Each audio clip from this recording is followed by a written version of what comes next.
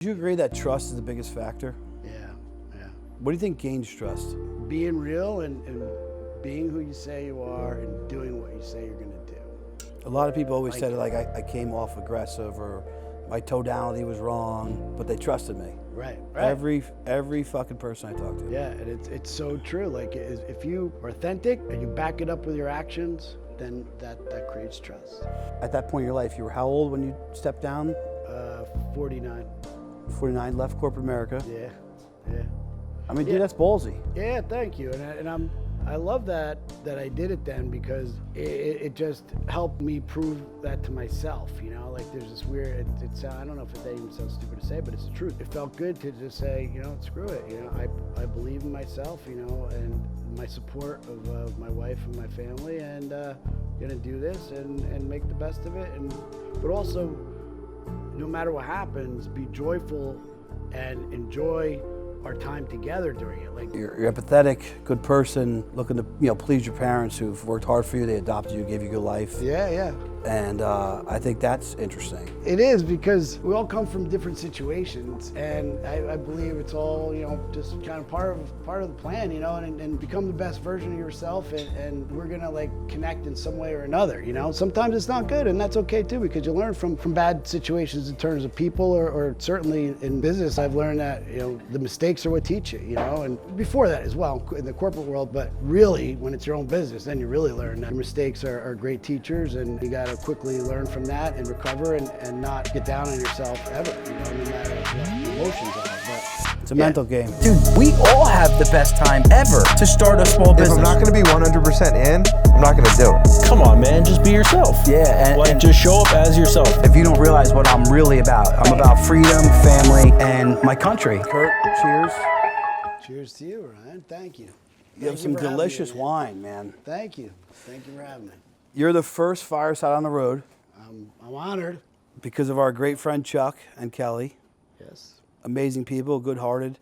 For your friends and everybody here, this podcast is about turning around and helping the next guy or girl in line. It's about doing the right thing, helping everybody in the country. I love that. Whatever it may be, whatever walk of life you come from. We've all been through tough shit, whoever you are, and we want to motivate young business owners and entrepreneurs to go chase whatever it is they desire. I'm a guy, I wouldn't say I'm against corporate life, but I like freedom. Mm-hmm. I like to help other people get to it. And we're going to listen a little bit more about your story. Cool. You were doing some stuff, and you're like, hey, I want to do something I love, from what exactly. Chuck told me. Yeah. And I want to get to know more about you. Well, so thank you. Oh, thank and you. Thank you, Chuck and Kelly. Yeah, thank you. Here. We love you. Thanks for having me. So born and raised in Wayne, New Jersey. Yeah. Tell us about your childhood a little bit. Well, it was a seemingly normal childhood, you know. I grew up and I just had a lot of good friends, and my family was awesome, and it was always about just, you know, hanging out with friends, doing the right thing. And I say that because I had really good parents who were kind of strict, not stricter than like uber strict, but you know, I wasn't allowed to do certain things, and I had a lot of respect for them because I knew where the line was, you know. So because of that, I feel like I was brought up in the right way, you know, whereas I see a lot today, there's not nearly as much respect, and something that I tried to instill in my kids because there's just a little too loosey-goosey today. I didn't even plan on talking about that, but that's absolutely the truth. But my circle of friends in Wayne, you know, a lot of good friends. Actually, I didn't move there till 4th grade. And that's kind of an interesting story is when, well, to me, everything's interesting, by the way, but so we'll see how interesting it really is. You know, I always wanted to like try to. If you're interested, I'm interested. All right. I always wanted to try to excel and improve myself. And as I was like processing that in my head, I think that goes back to the adoption thing. I was adopted when I was a baby and never had any issues with it my whole life. But when did your parents tell you were adopted? That's from the earliest possible time. Like what's your earliest memory? It's too early. Like as early as you can. Your first memory is probably being of them. So you automatically knew growing up your whole life. Yeah, because they basically said you were chosen, and that's a beautiful thing. And I truly not only believed it then, I lived my whole life that way, and I believe it now, and I ended up adopting my daughter, but that's, cutting to the end.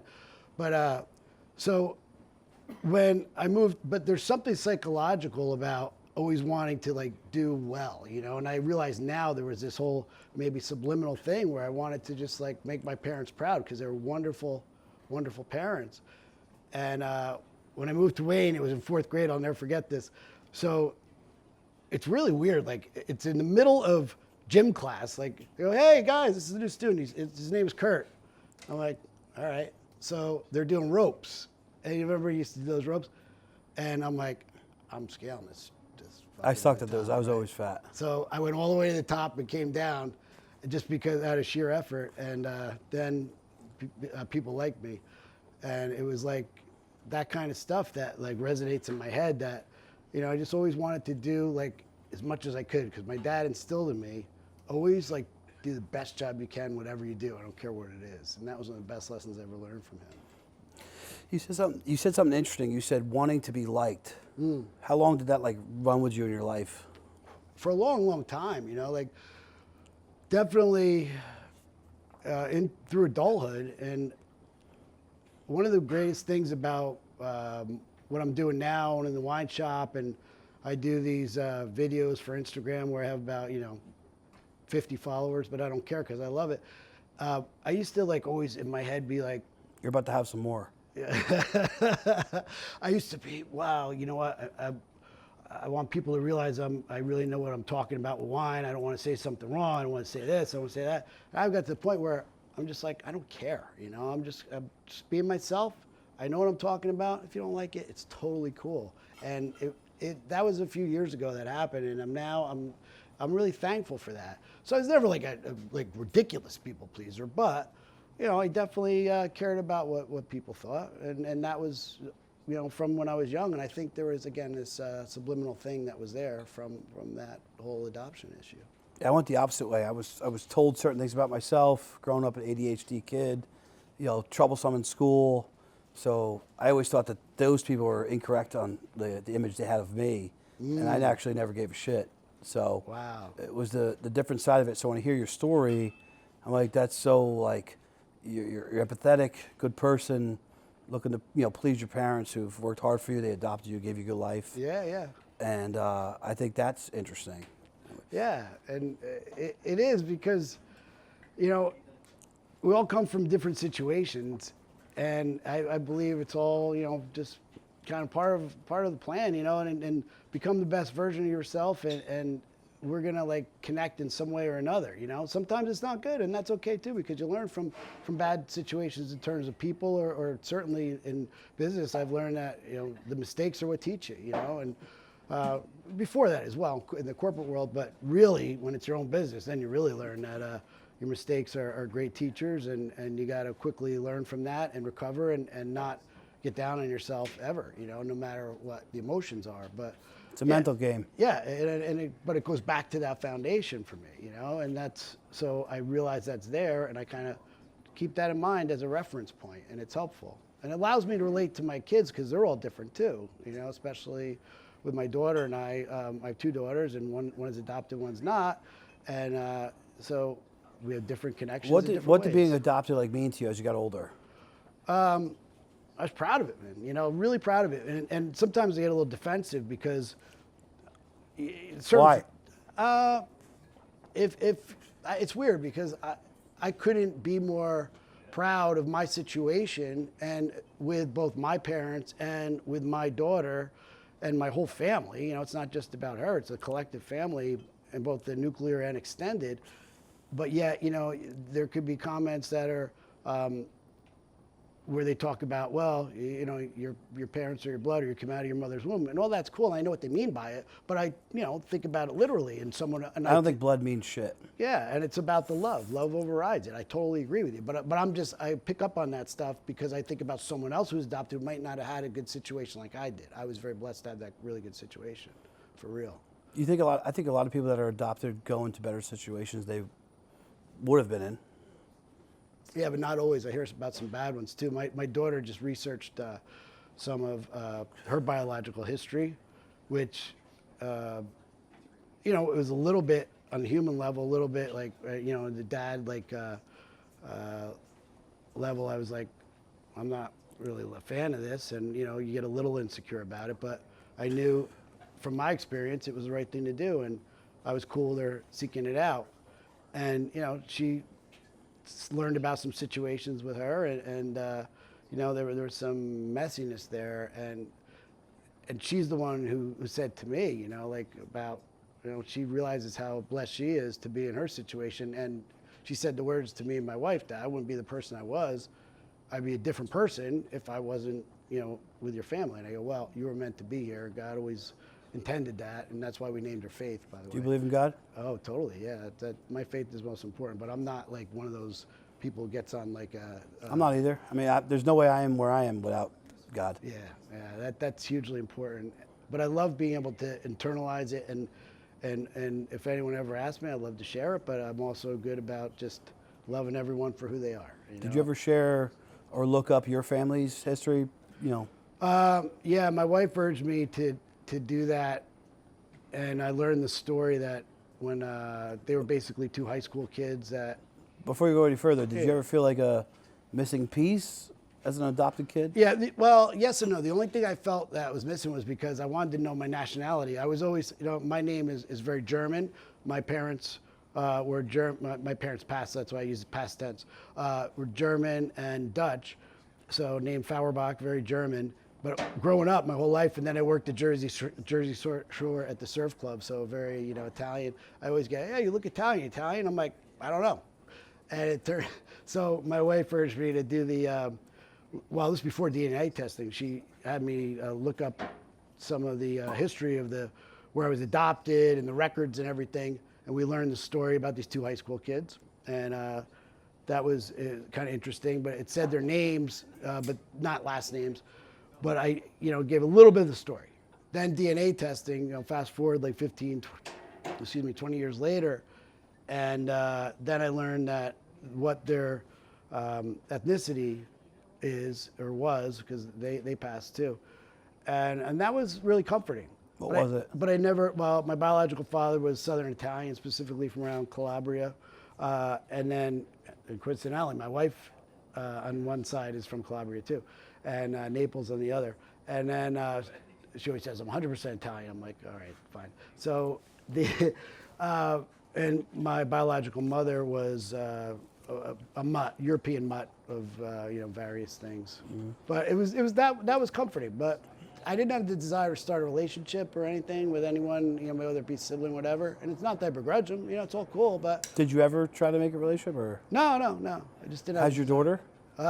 She did reach out, and she was in contact just within this last year with a few of them, and we were very supportive of it because my parents were always super supportive of me. We just didn't have the technology then to be able to find out, but I never desired to because I couldn't have been happier, and I didn't want to hurt them in any way. You know, like they were 100% my parents, and it was all good with me. You know, so. And that's so crazy. Like at that young age, you think like, I don't want to hurt my parents. Yeah, I did. Yeah, and they wanted to just be happy and loved you. Exactly, but you know, it was really good, and like my brother, who is biological to my parents, always said, you know, like I never felt not even like the tiniest bit difference, and I'm like, yeah, me neither. So it's labels. Yeah, exactly. They labeled me as like a kid, ADHD, bad kid, bad Ryan.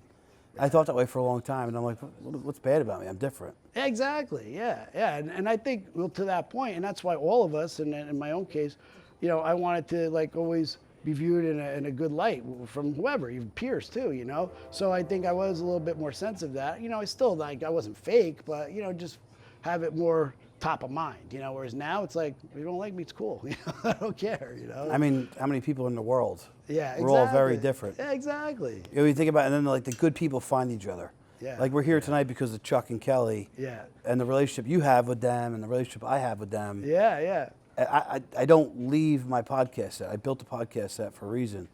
I'm up here because of good people. Yeah. And good people find a way of finding each other. And well, it's that first of all, that's awesome. And I gotta tell you, like when we were really reflecting on moving into the wine business, there was a lot of thought about that because I knew it would be financially very tough, especially in the transition, because I had some good jobs. What were you doing prior? Yeah, so I was at Cadbury. Cadbury got bought by Kraft. Kraft then split into Mondelez. So it was on the confections business, chocolate, and I was, as a side note, doing these cool like illegal wine tastings with customers and stuff. And anyway, but wine was always Selling part of chocolate? it. Yeah, I was selling, well, other things too, but the chocolate, organic, green and blacks chocolate. So that was one of my, and I really love that brand, but it was a natural to do with wine. So anyway, when we reflected on like what we want to do, the answer came, and we spent a lot of time on this. It wasn't just, one night sitting around, but it was like, you know what? For me, it was, and my wife too, but it was connecting with people over wine, because we had done 25 years of trips to wineries in Napa or Sonoma, because I was able to do that, piggyback them on work trips. And we loved going there. We loved going to the wineries. And of course we loved drinking the wine, but it was really about the connection with the people, hearing their stories. And then we'd always meet people at the wineries, or we'd go out afterwards, we'd meet people there.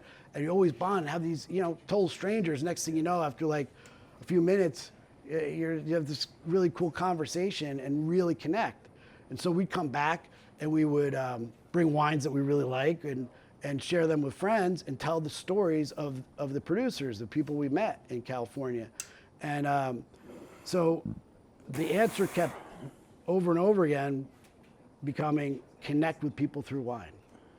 So that finally I was able to negotiate a package with, they were doing layoffs every year, so it was a natural thing. Who knows, I might have been laid off anyway, but I was able to leave, and then I went to sommelier school full time after that, and it's been like a great choice for me. And Where's that school? Well, when I say that, it was really a course at the International Culinary Center at the time. It's now ICE. It's Where's in that? Manhattan. It's in downtown Manhattan. So that was a great program. The reason I chose that, there's two main tracks for sommeliers. There's quartermaster sommeliers, which is what I did, and then there's why am I drawing a blank on the other one? WSET. And that's a little more academic, where the one I ended up doing is a little more focused on restaurants. So I didn't want to be in restaurants, but they had this course called the Intensive Sommelier course. It was like 10 weeks, every day a week for those 10 weeks. And I read all about it. It was like very expensive. And I said, screw it, I'm all in. And I did that. And I studied more for that than I did anything else. I studied here and there in college, but usually it was like before the exams. It was something you liked. Yeah. I was so passionate about it. There's over 1,000 note cards I had, and it was just an amazing experience. I was the oldest one in there by far. I was in my, that time, my late 40s, and everyone else was a lot younger, but I really connected with them. We had a great experience. And from there, it was becoming a sales rep, selling wines all over the state, and then that's how I found the location I'm at now. And it was all but it was all based on that desire to connect. Like when I was a sales rep, I liked it, but what I liked most was being in store, pouring my wines on behalf people you liked. The distributor and connecting with people. I love that. I love talking about wines, connecting with them, hearing their stories a bit. So it all goes back to that all the time for me. I love people. I do. You like people. Yeah, I do. That's what it's really about. And life's about people. Exactly. Relationships. Yeah. And of course, there's always going to be an asshole once in a while. I don't know if you're allowed to curse on this, but it doesn't matter. It's a small percentage, and it's worth always dealing with that one person to have so many cool relationships. Like, I love my customers. There's so many who, and the customer's almost like a unfair word to them, Friends. Yeah, they are, And They're good it's friends. been I'm in the finance awesome. business, and I love my clients. Yeah. They pay my bills. They become my friends. I go to their weddings. I go to their kids' events. Exactly. Yeah. They're your friends. And it's real. You know what I mean? That's what I love. It's not. It's just real when like you're to get genuine. Wow. Good point. You're right. Weird when there's a lot of fake people that do certain things to get money in their pocket, and then there's genuine people that do what they want to do and gets money in their pocket, and that's what I try to do. Yeah, and I could sense that totally, and I agree. Like some of the greatest compliments I've ever gotten it was, I made a mistake on something, and I reached out and I said, I'm so sorry, I screwed this up. I gave you the wrong bottle, or maybe I charged them wrong, whatever. It was totally intent. And they're like, it's totally fine. I know you'll make it good. I trust you. And I'm like, that's like the best compliment. Would you agree that trust is the biggest factor? Yeah, yeah. What do you think gains trust? Being real and being who you say you are and doing what you say you're going to do. Those things are huge. A lot of people always said like I came off aggressive or my tonality was wrong, but they trusted me. Right. Every fucking person I talked to. Yeah, yeah, yeah. And it's so true. Like if you are authentic and you back it up with your actions, then that creates trust. So you said to me, we were chatting earlier, just getting a quick glimpse of your story. You said by 58, you finally found out who you really were. Yeah, I mean, I was a little earlier than that, but in the last, I would say 5 years, I really like appreciate that. Yes, yeah. Just owning it. Yeah, exactly. Yeah. And not be embarrassed by, making mistakes, or not be embarrassed by, whatever. And this is who I am, and I kind of enjoy myself. I got to be honest. Like, I watch my own videos. I'm like, I get a kick out of me. If no one else does, hell of them. Same. I do the same shit. I'm like, that was funny as fuck. Trevor, you like that shit? I know. I laugh more at my wife goes, you really enjoyed this. I'm like, I think it's good. I say all the time, I don't deviate. I don't care if I'm here in front of Chuck's friends. Yeah. I'm the same guy. I show up the same way. I'm cranky. I'm happy. I hustle. I work hard. Yeah. Care about my family, my friends. Yes. Yeah. And that I agree. That's like so huge. And always like showing up for them is big too, like always. So I want to stay on the adopted kick for a minute. All right. So I think it's important to point this out. Maybe some people would think this is like, why'd you need to say that? I think you need to say it, especially in America today when you have a race divide. Mm-hmm. And people who look at me because I'm a MAGA guy like Trump, like someone would throw me in a box real quick. Right. Against gays, race, whatever they want to say about me. I love good people.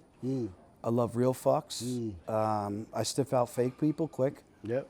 And you had a connection with your daughter. Yep. Who is African American. Yes. Yeah. And like, what drove you to, say, hey, this is the one. This is our girl. This is what. Well, so what happened was when we were going down the adoption route, because it was so great for me, and to my And it's very difficult, by the way, right? Yeah. Well, yeah. Like, we chose to go through the state, and as opposed to going overseas. And God bless anyone who does that. It's not a judgment. We just chose to go through the state because we just saw there's a lot of need, right? So you had to take these courses, which we Do you know did. any stats on like the kids that need help in America? No. But down the road, when I get to a place where I don't have to be at the shop so much, I want to get more involved with the whole adoption thing, because both my daughter and I have a great story. So something will happen with that down the road, but I don't have any stats. So we had to do courses, and then once we were certified or proved to be able to bring home a child, it was under what's called the Foster Adopt program, which means you're getting, because we specifically chose 1 year or younger, you're going to get someone of that age, and the percentages were that was going to be someone of color, and 90% about, and we were. Did you and your wife flinch? No. The only thing that gave me pause was, would everyone in our circle, be as accepting as we are? And I got to say, like, shame on me for even thinking that, because they couldn't be more supportive. They love you. That's where I get a little broken up, man, because my family, my friends, everyone, it was from the beginning, it's been awesome. Like the love and support, unconditional love, it was great. So shame on me for thinking that, but for us, no, we never thought about it for a second. So when you thought that, do you think that was brought on by like media, Yeah. what we see in the world today? Yeah, there's a lot of divide out there, and I hate that shit, and that's why I try not, and I don't disrespect anyone on either side, but I just hate the divide. That's what drives me crazy, because I want to get to know the person, and I want to get to really better understand you and you in the collective sense, and just like get to hear what you're about and hear your perspective as opposed to just argue that mine is right. You know, I hate that shit. Well, I think an argument should, like, everybody should take something on each side. Yes. So yeah. if you and I had a disagreement on how Yeah. finance should be run, or the country should be run, or right. family should be run, Yeah.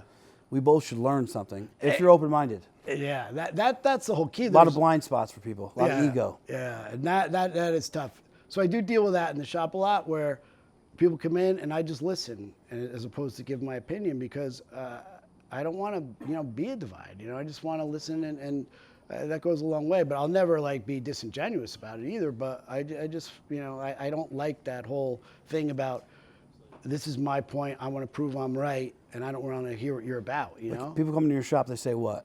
Give me an example. You hear like, especially during elections, there's all kinds of them being able to talking about certain policies or the person. There's a lot of anti-Trump stuff, and there's stuff sometimes the other way. Less so where I am in Bergen County, but it doesn't matter. It's usually never in the middle.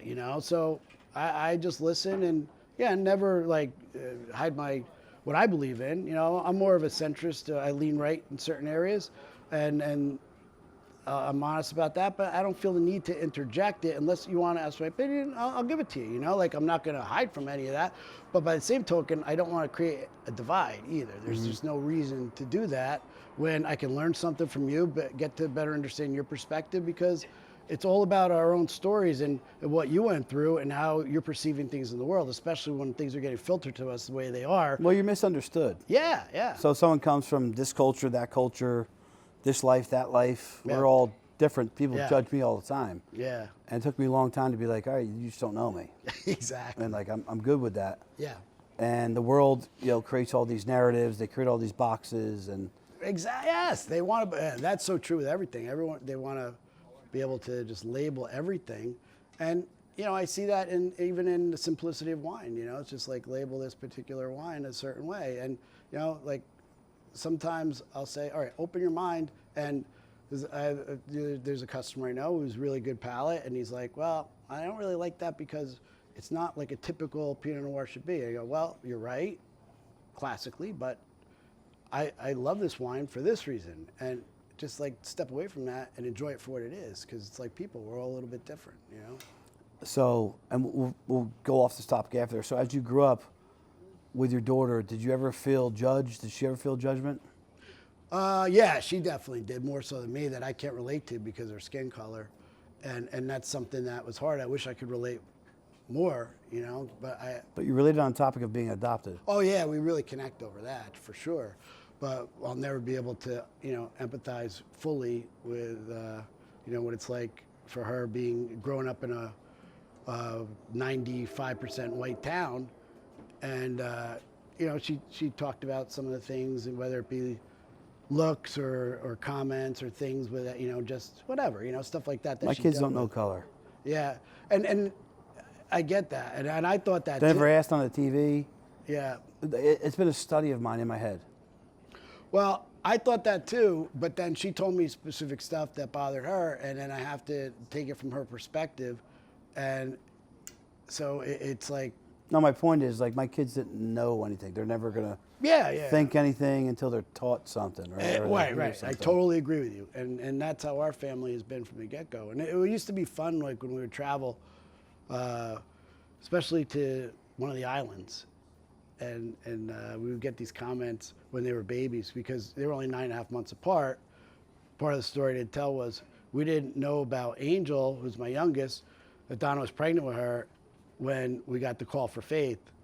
And then, so what happened was, the caseworker who we were dealing with, she calls up and says, we have this beautiful little girl, she's African American, she's like 6 weeks old, whatever it was, and do you want to bring her into your home as a foster adopt, part of the program? And I was like, yeah, that sounds good, And Donna goes, hold on. For what? She goes, let me take the pregnancy test first. I go, it's been 2 years, you had 2 miscarriages, you're not freaking pregnant now. She goes in, comes out with a wand, goes, Houston, we have a problem. I'm like, oh shit.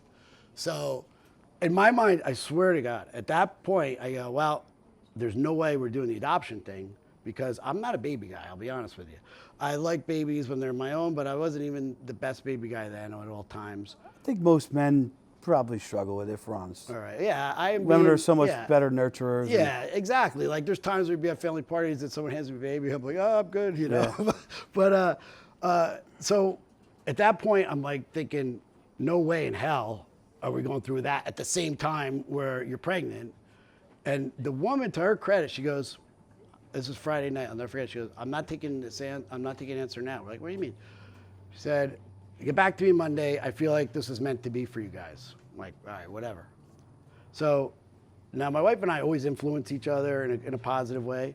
But for whatever reason, we didn't talk to each other the whole weekend. And then on Sunday, when we had to talk to whatever it was, I think it was Sunday night, we had to talk to the caseworker again, or before we did, I said, I can't get away from it, but I feel like God is telling me, like, this baby is part of your family. She's meant to be yours. And she goes, I feel the same way. And right then I go, her name should be Faith. And we brought her home next day, and she was in our home ever since, and in our hearts ever since. Legally, though, she wasn't ours for 2 years, so that the name Faith was very appropriate. But yeah, that's kind of what happened. Could they rip that baby back away? Yeah, because they search for any kind of biological relation, even if it's a horrible situation. If they find someone who's biologically related, then yeah, there was only one time where we got a little bit of a scare, but other than that, you know, we're very fortunate, blessed, whatever, that nothing happened, but it still took 2 years despite that. There's other situations where it's much It's nerve-wracking, messier. dude. Yeah. So it was Your heart all gets beautiful. attached. Yeah. So anyway, I didn't mean to go off on that, but going back to we're in the islands where they're in like a double stroller, and a lot of the workers there of color, they were like, oh, look, twins. And we thought they were making fun, but they were being genuine. Like, they thought it was so cool, you know, and it was like so embraced. And it was like this, it was just a cool thing. For the most part, it was always very, very positive. I think most humans embrace humans. Yeah. So with everything else in. Yeah. Did you raise your kids to be like, you know, Christian, Catholic? Yeah. My faith is huge with me, but I'm not like Mr. Like, I'm not about the doctrine of being X, you know, like. Did you take your kids to church? Yeah. We used to. Well, we're not like very involved with the church now because I can't go all the time, and it's not like if I go to another church. There's nothing wrong with that. You don't need church. Yeah. Like I read the Bible all the time. Oh, that's an important thing with wine that I didn't plan to get into, but so I always on my own read the Bible, and Since a kid, when did you start reading the Bible? Yeah, when I was a kid, all through college. Like Were your even my parents buddies, religious? not like me, and that's So why did you pick up the Bible? I just felt my great grandmother read like the one with the pictures to me, and I just was like, you know, I loved it, and so I started reading on my own from as early as I can remember, and my parents, you know, and they believed, but they never did, and I was like well into it. So even in college when I was like partying and everything, so it's not like I was this straight-laced dude, but I always had the faith, and I always like, you know, Do the right thing. yeah. You know you're feeling slimy. You have an internal audit. Yeah, exactly. Yeah, so that's like always been an important part, and you know, growing up, we've raised our kids to be like that too. Like my wife grew up Catholic, and when we got married, she got married in my church, but I never said like if you don't want to, it's cool. I don't care, you know. But she knew that I was You're not just like more crazy into strict it. about it. Yeah, but I'm more strict about the relationship and the faith that I have. So but the reason I bring that up is because I had this, I met this guy who went to Rutgers through a random thing, who is a pastor in a church in Harlem. He used to be in finance, and now he's been pastoring this church for a while. And it's a really cool story. So we were at this event because my daughter at the time was dating this guy who was very involved with this church in Newark, so we said we'd go. And it was really fun because we were one of the few white people there. It was the greatest music service of my life. It was awesome. And then afterwards, they had this cool lunch. He happened to be at my table. And then when we were talking, we both went to Rutgers kind of the same time. And he goes, yeah, what do you do? And I told him I own a wine shop now. He's like, oh, man. He goes, I've always wanted to do something like called Wine in the Word. I'm like, I'm your guy. So we did one. We figured it out, and we just created this wine tasting. And that was like... In the church? Yeah, well, it was in the church. Like, it was right afterwards, and we went to a restaurant the first time, and the last 2 times we went to right next door where he lives. He has a cool setup there. And now I'm doing another one for Juneteenth in June 21st or whatever that Sunday is after June 19th. So it's been like a hugely important thing for me because I love connecting with all of them about wine, because wine for me is, and so I read the Bible. I'm really getting off track. I read the Bible cover to cover. It took me 4 years where I captured every verse where wine or vineyard was mentioned and put my thoughts on it. How many times is it mentioned? It was like 264 times, something like that, somewhere in that realm. And it wasn't easy, you know, like to do it more methodically. It's easy to kind of go through it faster, but it takes a while. And I learned a lot, you know, like, so I was able to share that. And the point is that I grew more spiritually in these last 4 or 5 years since I've owned the shop, selling wine, which some people could view as wrong if you're really religious. What's wrong? But it's not. No, I agree. And Are we Mormon? I don't know. Like, that's the thing. The Mormons are corrupt on other things. Yeah, well, but it was so good to share that and talk about the specifics of what I've learned, and it's just really cool. So I want to do something with that down the road more, you know, like I love sharing with this church, but Do it on social media. yeah. So yeah, I also want to do, I don't know, maybe like a book. I want to try travel. I want to eventually go to Holy Land, but with a wine tasting Holy Land thing, you know. But this is all the Newark church you're doing it. No, this is in Harlem, this church. Harlem. But Yeah. you're saying the guys you're going to do wine with, you're Yeah. 1-2 white guys in a room? Yeah, just a few of us. And they don't even know that my daughter happens to be black, because They don't know that? well, they did only because they saw on the screen. I go, that's my family at the winery. And one guy goes, if you don't mind me asking, who's that? I go, that's my daughter. It's like, you didn't tell us that she's black. I'm like, well, because why? She's black. I'm proud of her, but I'm not going to say, hey, by the way, guys, you know. My daughter's black. Yeah, yeah. It's my daughter. And then so it was a cool thing for them to learn. And I know you don't want to say it, but I What? think that the country needs to hear it. what? We just need to, like, everybody needs to heal. Like, there's just, like, stupid divides for no reason. Yeah, I agree. And it's like, why, you know, look at the heart first, you know, and that, but not to deny who anyone is and their culture, you know, like, don't make the mistake of saying there is no color, you know, like, of course, but embrace the color instead, you know. That's what I mean. Well, I always say there's different cultures, Yeah. all walks of life. Like, you know, you have the hip hop culture, Yeah. the hard rock culture. Yeah. You know, you have all different, Yeah. you know, Indian, Muslim, so many different people, Chinese. Yeah, yeah. In this country, and that's what I think makes America great. It does. To circle back to Fireside America. Yeah. We're all about, like, everybody who wants to win. Yeah. Whoever wants to get better. Don't cancel people out. Yeah. Allow people to think what they want to think. Yeah. Allow people to live their life and grow from it. And obviously, I'm learning that through your story. Yeah, and thank you. And I realized a long time ago, even before the wine business, but especially now, you can learn from every person in your life. You know, you're going to learn something. Don't prejudge them just because you think they do a job that's not meaningful. It's hard not to prejudge. Yeah, you're right. I prejudged Opie. Where's he at? Opie. It's Where's he at? conditioned. He's here. But no, you're right. And I did too at a point early on, but you know, now I love being able to learn from anyone, you know. I mean, you know, I still get annoyed by a few people, but whatever. I mean, does Chuck annoy you? No, he's one person that doesn't annoy me. He's the best. But So tell us more about the wine business. Where's your shop located? okay, it's in Demarest. It's in Bergen County. It's a great area. I love it there. I'm actually moving this Sunday around the corner. So, you know, it's funny because sometimes when I tell people, they're like, you're not moving out of town. I'm like, no, just around the corner. But I love that area. I didn't know a lot about it. You know, I knew Bergen County, and I had some friends who grew up in that specific area from college. But as a sales rep, I covered the whole state and just wanted a shop that I could afford. And at the time, my wife and I could do that with our own funds as opposed to doing a partnership for a bigger shop.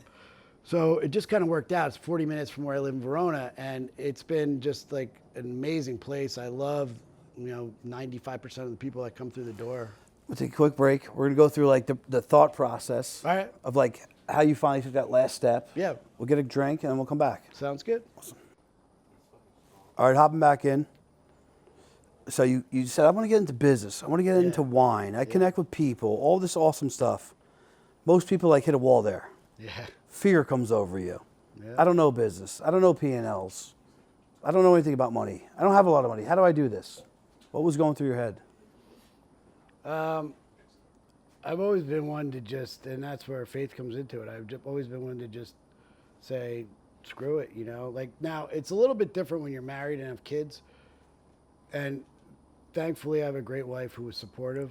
And So needed, by the way. yeah. And as long as she was, then I was good with it because I just knew if I didn't try it, I'd regret it for the rest of my life. You know, I didn't want to have regret over not trying. You know, I always just envisioned myself doing something entrepreneurial. I did try a couple other things, but it wasn't like all in like this. This is all in, you know. It's the only way you win. What's that? Only way you win is all in. Yeah, exactly. You're backed in the corner. Yeah. And that part of it, it's amazing, like, to feel that where, you know, Pressure, but excitement. yeah, that's good. I fucking love the pressure. That's good, yeah. That's it, yeah. Like even- OP watching right now, I have a lot of pressure. He's making me nervous. You see his man bun? It's nice. Shout out. He's got technology. So when you embarked on this journey, like, was there a large investment? Was it all coming out of your pocket? You and your wife? Yeah. We took the retirement, almost all, but not quite. Retirement meaning like your 401k? Yeah. And put it against that, and then did a loan, and 401k's never made a memory. so that's what it was. Yeah. So, financially, you can, and sometimes this goes on in your head, you know, where you're like, you know, if I would have just kept this in whatever investments I had, I would have been better off. But I have no regrets. Like, it was the greatest journey, and I've learned so much. I'm a much better person for it. So it's all good, and you can't put a price on that, you know. And that's exactly what we did, and we keep moving forward. Why do you say you didn't beat your investments? You're not done yet. That's a good point. Yeah, so far, you know, you're absolutely right. Yeah. I think the biggest investment you could do is yourself. Yeah, I totally agree. Totally, yeah. So what was the thought process? You're going into this new store. Obviously, it's a little nerve-wracking, excitement. You're laying out money. Walk us through it for somebody who's thinking about launching their own store, their own wine brand. It was a bigger deal than I sometimes make out because at the time, we were living in a really great house. It was a bigger house, old house, beautiful. And we downsized that on purpose, knowing that I wasn't going to make nearly as much money as a sales rep because my plan was to be, after I got the certified sommelier thing, so I got credibility and was a sales rep, I knew I wasn't going to make as much money. I don't think you need that. Yeah, well, it was for whatever reason, I agree. You would have sold you.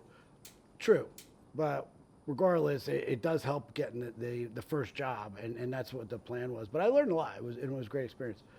So we downsized it. Here's the thing that was like crazy, is until we went into the smaller house in town, and still a nice house, but just a lot smaller, that we had to live in an apartment with 3 kids for 2 months during the summer. We had to give up our pets. Sacrifice. Yeah, and not that it wasn't fun at the time, but I'm glad we did it because it showed once again we were all in, and that's the kind of stuff you got to do because it's like internally, you know that you put it all on the line, and work my ass off to do it. Now the hard part is, it's not hard in a bad way, but it's like always balancing that with still being the best father, the best husband I can be, and part of the extended family. And shredded.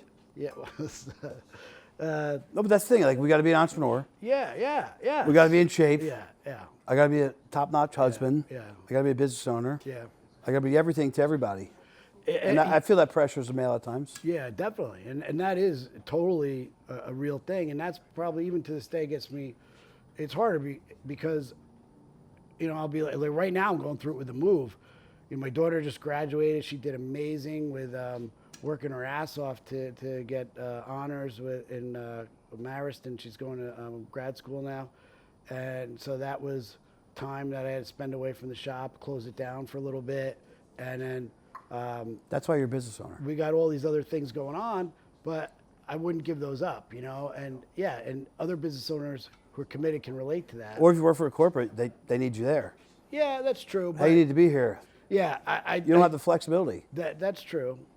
So anyway, it's like, but internally though that you feel good about being able to make all these sacrifices as part of it because you believe in it, you know. And Can I ask you a question? like, yeah, sure. You know, I have big bills, and I've made big moves the last few years, and I'm all for making sacrifices, and I have to get here. Do you ever think you could have kept the house and not downsized? No, not realistically, because we were always kind of in a situation where we were, basing the P&L, so to speak, on continual increases. So no, it wasn't a viable situation anyway. But it definitely made us like take some serious action in a very short amount of time. Action. It's the biggest word. Yeah. I think a lot of times people think that they have to change everything about what they're doing, which sacrifice, again, you do have to sacrifice all the time. I've made many. A lot of my friends, when I was 26, 27, 28 years old, they all had nice houses. At the time, houses weren't the prices they are now at the shore. It's insane. $500,000 house. And they're like, Ryan, what are you doing? You're in an apartment. Yeah. And I was a one-bedroom apartment. Yeah. I was like, I just took, 6 guys to dinner is worth, $30 million. That wasn't cheap. It was $2,000. And now I'm eating turkey burgers frozen. And I did that a lot, man. I did that to get ahead. I swam upstream. Sure. Made sacrifices. But it's usually rare at that point in your life. You were how old when you stepped down? 49. 49, left corporate America. Yeah. I mean, dude, that's ballsy. Yeah, thank you. And I love that that I did it then, because it just helped me prove that to myself, like there's this weird, I don't know if that even sounds stupid to say, but it's the truth. Like, it felt good to just say, screw it. I believe in myself, and my support of my wife and my family, and gonna do this and make the best of it. But also, no matter what happens, be joyful and enjoy our time together during it. Like, that's one thing I'm really proud of too. Like, when we go out, like, all right, she got tickets for me to a concert for my birthday back in February. It was last week. It was terrible timing to go to a concert last week. Don't you hate that when you plan something? Like, yes, I say yes in advance. Exactly. And I'm like, we really shouldn't go. That was kind of like this fucking podcast. Yeah, like and tonight too, same thing with me moving. But I know that when I'm in the moment and I let myself go and know that I can figure it out, and you really give yourself to it and give yourself to another person, whatever, then it turns out to be a much better situation. No. Is your schedule super disciplined? No, it's structured, but not like super. I'm not one of those like at this time I got to do that. But that adds more pressure. It's structured. Yeah, I don't like that. That's. But now I'm a little stressed. But but well, you're moving. Huh? You're moving. You're changing. Yeah, exactly. Yeah, it is. In the 5.5 years is the most stressed I've been. But overall, it's still all good. I'm very thankful. So, I used to drink a ton of red wine with steak, and over the years, it just kind of like my palate changed. Bourbon. They say every 7 to 8 years your palate changes. Yeah. You have some really delicious wine. Oh, Tell us about some of your top stuff. Well, it's first of all, take a step back. 90+% organically farmed, and there's a lot of biodynamic and natural wines. And that's important to me because I believe in it in terms of not manipulating the wine, not adding stuff which does make you feel like shit. So is your whole shop based on organic? Pretty much, yeah. I didn't know that. Yeah. That's cool. Yeah, and not only is it a point of that difference. means you have to drink it faster. Well, yeah. Not only is it a point of difference, like from a strategic perspective, but I believe in it, and also I know the difference. What's strategic about it? Because most of the places are all the same. They're selling the same wines and big names that you find everywhere, and it's just commoditized wines. And you wanted to be different. Yeah, I wanted to be different, but also it's really important for me to believe in it. Like, I had this conversation with a great friend of mine who's a very smart business person. He said, well, you could do a hybrid model, bring in some of the wines that people really know. You could sell those too. I'm like, I don't believe in those wines. I can't do it. I'm sorry. I can't do it. And you have to know your target market, and if you deviate off it, you'll fall off of it. Yeah, exactly. And my growth, now I'm not saying this proudly, I haven't been a good marketer, even though I was in marketing at a point in my career over the last 5 years. And it's all been word of mouth because of all the people who, love what I'm doing, love the wines, and I'm very, very thankful for that. So I'm connecting with them, and I just want to connect with people like that. I can't be everything to everyone, and cool, like. Where is your most like top-notch organic wine from? Like, did they come from all over the world? Yeah, all Is it- over. Yeah, there's not one place. I'd say there's less from California than other places, but I found some great ones from California, even biodynamic, which is harder to do, but I do find them. When you say biodynamic, like what do you mean by that? Biodynamic is yeah. So yeah, organic and biodynamic. Biodynamic is it's like this thing where there's a funkiness to it, where you go by the cycles of the moon in terms of planting and harvesting. I'm not as concerned about that. It's about they're not adding anything. So one excellent producer that I had lunch with once, my wife and I attended this lunch. The guy was great, tasted his wines and told us his story. And he said, listen, organic farming is much better than conventional farming. You're not adding chemicals, whatever. And he said, however, I can go to if I was organic, I'd go to the organic store and buy organic fertilizer, organic this. He said, when you're biodynamic, you got to work with what you have. And you're not adding even anything to it. So it's even a more pure. There's organic fertilizer? Yeah. Is it legit organic? No, yeah, definitely, yeah. So like, shit. Well, manure. There's various ingredients that are considered organic, but over time, like copper is a good example, where you don't want too much copper in your soil. So there's various things that even though they may be organic, it doesn't mean that it's always the best solution. And that's why when you're not adding anything back, it's even better. I went to this one place in Oregon. The guy is awesome. I sell his wines as well, proudly. I worked with him a few times as a sales rep, and he only uses sheep, geese, and chickens grazing his vineyards strategically at certain points. And so it's basically them, grazing, pooping, and then it created this it's unique Natural fertilizer? natural fertilizer. It's its own like kind of biodiversity, and his wines are delicious, but they're a little bit different. Like the Pinot Noirs are a little more blue. He said that the vines are a little thicker. People come in and do studies, and it's all because of what he created.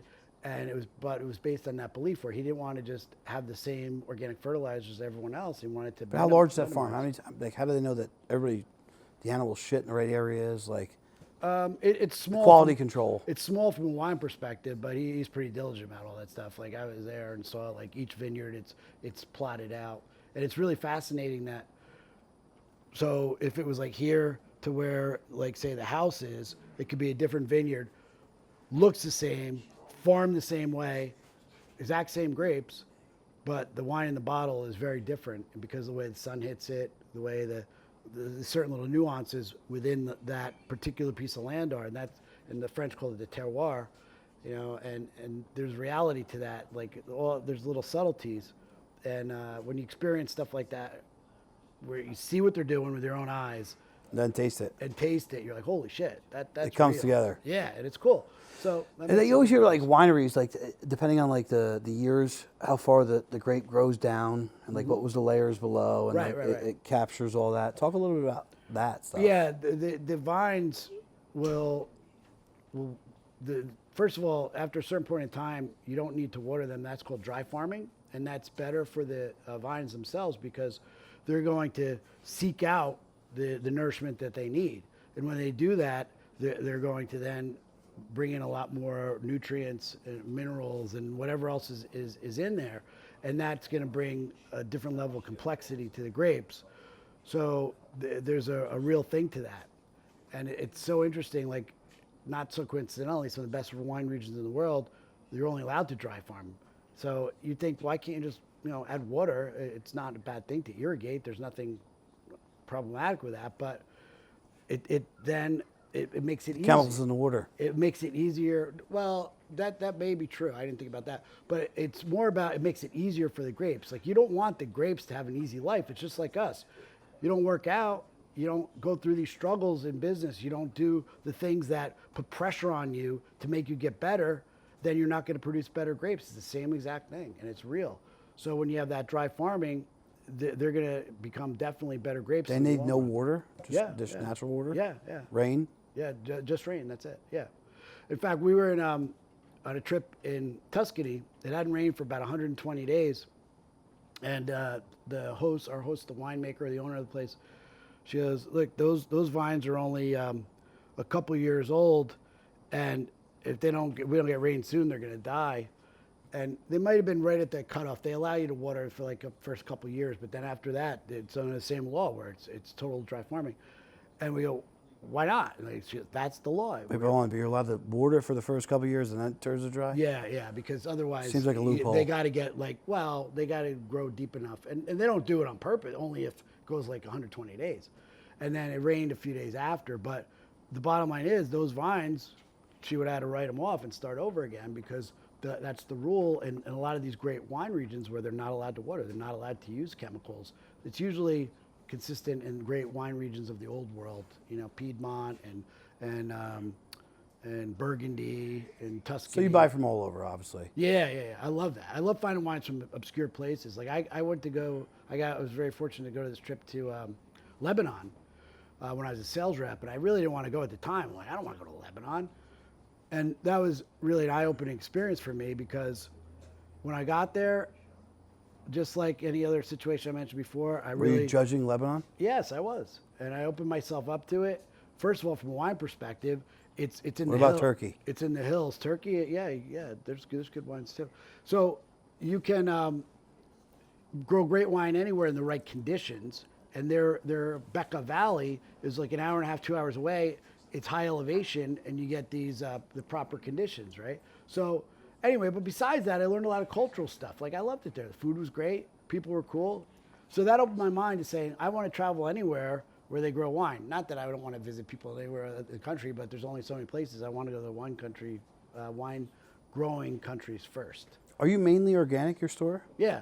I mean, that's very unique. Yeah. How do you brand that? Not well enough, obviously, but it's all been word of mouth, and I talk about it in my communications, both emails and You ever think about bringing on like a branding person? Yeah, down the road, I definitely want to do all that because I believe in marketing. I just haven't done an effective job and nor had the resources to do it early on. But yeah, for sure. I think like that's so different, like organic wine shop. My marketing brain starts to go like, there's so many different things you can do, especially social media. Yeah. A lot of, no disrespect, older guys, older than, how old are you again? 58. 58, old guys, I say older than 48. They're still like stuck on beepers and cell phones have been out for 20 years. Yeah. Social media is a powerful tool and you're sleeping on it if you're not using it. No, absolutely. And there's a lot of upside for me that in that realm. And all that this happened, the organic thing happened organically because I believe in it. Not that I sat back and said, this is my strategy to be different. No, that was what you thought. But yeah, and it is different. And that's what's cool about it is I can be myself.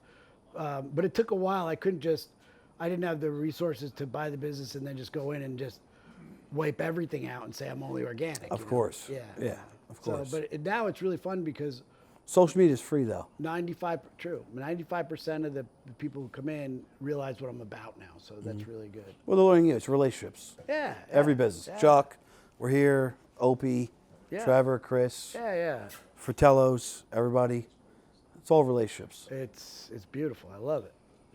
So I ask two questions at the end of every podcast. Yep. I switch it up sometimes, but most of the time I ask the same questions. If you can give any young guy or girl looking to do something different, finally finding themselves, chasing life, getting out of corporate America, what was the one thing you would tell them? Find something that you're passionate about and that you can see yourself doing for free. Because a lot of times people talk about follow your passion, and that's easy to say, but You're broke following it. yeah, I was doing this for free, and even if you found a way to do it and make money. yeah, enough to a little bit for now, but it's not about that. It's about following your passion and knowing you can do the grind of it too. It's not just about the upside of the stuff that's glamorous, but doing the grind of the work where you really love the whole picture of it. I love the interactions I have with people. Every single one? No, of course not. But when you have that passion for it and you love connecting over it like I do for this particular thing, then it's all worth it. And that will give you the energy to do whatever you got to do to keep going. Like, I love researching things on my own. I'm constantly learning more and getting better, and know that there's never an end to that on my own, because I love it and I believe in it and I have a passion for it and I love connecting over it. Like, why? You know, like, just same thing I do this wine club that from an ROI perspective, I spend so much time writing about it, finding the wines that I want to bring to the customers that I'm giving to them at a discount as part of the wine club. Put that on social media. Yeah, but you're right. I don't care, because I love finding this stuff, passing along the information about it. But if you love it, it's your vertical trade, so make money off your trade. Exactly, yeah. You know, I have a bunch of different adventures you can walk down, and you come into my podcast, and I have a payments company. I do, you know, large finance stuff, and we do events and a bunch of things that get me paid. Yeah. And I'm not doing this to be broke. Right, exactly. It's my passion, though. It's a passion project. Yeah, so that's my answer, though. Follow that with the ability to know that you're willing to do the grind. You know, you're willing to have those days where you just got to do it. Everybody's got to grind. Yeah, yeah. Well, If you want to win, you got to grind. What's that? If you want to win, you got to grind. Exactly. And the grind can be beautiful, you know? Like, it's not this torturous thing like, all right, I'm doing this for 5 more years and then I'm done. It is if your brain's flipped the wrong way. That's a great point. Like, I have friends who are my age, are great guys, and they've been successful. Like, all right, I can only do this for 5 more years and I'm out. You know, I don't want to keep lugging beer for the rest of my life, but I love what I'm doing, connecting with people, and I never want to stop. So I'm good with it. And you won't. Second question. Obviously, your family, your wife, your parents, you've referenced a bunch of different people. If you can give love to one special person that allowed you to grow into the human you are today, the business owner you are today, who would that be? My wife, for sure. You know, she's been so supportive of everything I've done, and you know, And your wife's first name again? Donna. Donna. Shout out to Donna. Yeah, she's had to, you know, it's not easy, because she's had to, a lot of times where I'm not, even simple things like going out with couples, you know, where she had to go to single, you know, stuff like that. And Because you're running around with the business? Or? yeah.